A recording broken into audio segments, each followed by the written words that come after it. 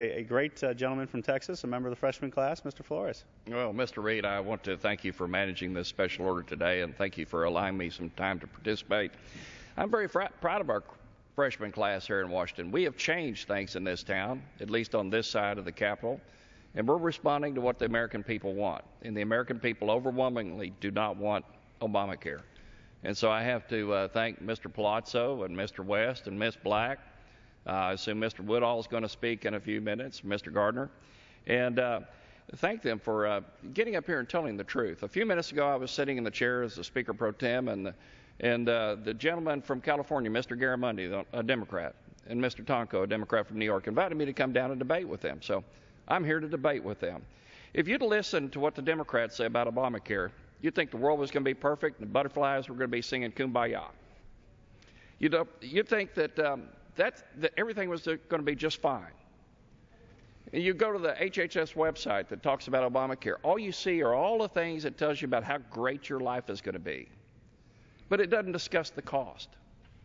And only in this town we call Washington, D.C., this town that's based on fantasy, can you believe things like that, where you can get everything for a cost of nothing.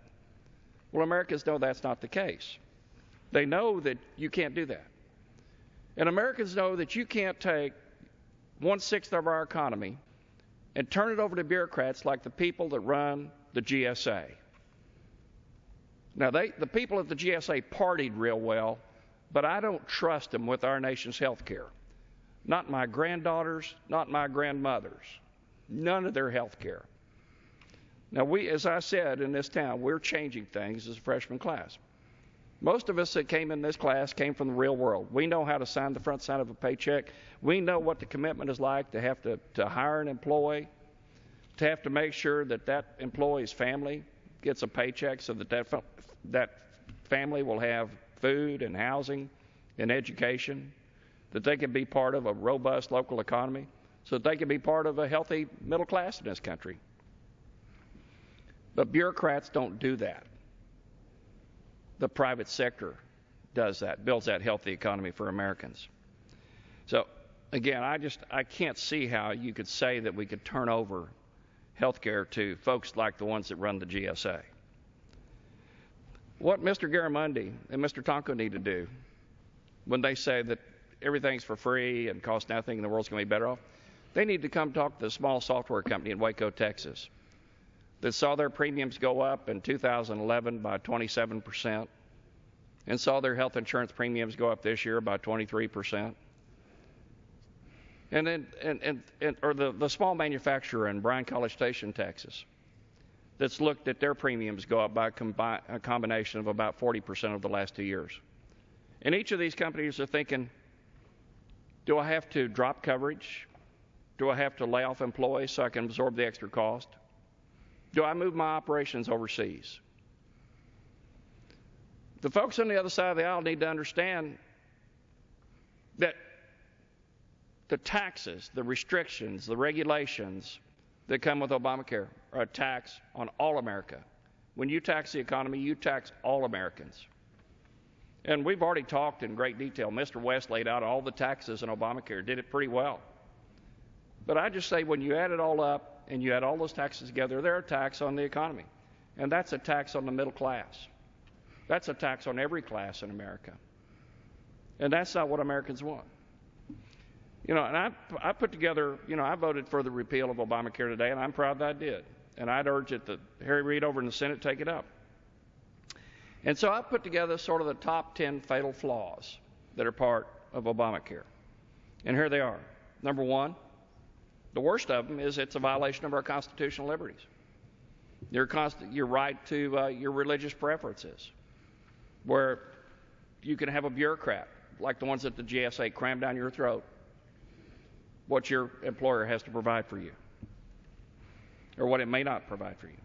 Number two, it fails in its primary goals of controlling costs and allowing Americans to keep their health insurance coverage. You heard our other freshman speakers lay that out well today. Number three, it hurts our hardworking taxpayers by adding over 20 new taxes costing over $800 billion. Taxes on things like home sales and investment income. Those hit the middle class, just like everybody else. According to the number 4, according to the Nonpartisan Congressional Budget Office, the CBO, as we call it around here, it will cost our nation over 800,000 jobs. How's that good for the middle class? In addition, now that the state Medicaid mandate was ruled unconstitutional, the cost of Obamacare are going to increase by $700 billion. And that's already on top, further damaging our fragile fiscal situation at the federal level. Number 6, we've already talked about this tonight, a $500 billion cut for Medicare, hurting our seniors. Number 7, Obamacare puts 15 unelected, unaccountable bureaucrats between doctors and patients.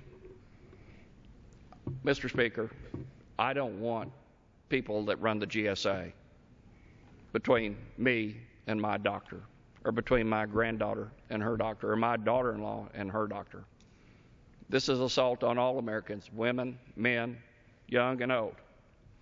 Number 8, even though it's just been partially implemented, it's caused health care premiums to inflate dramatically across the country.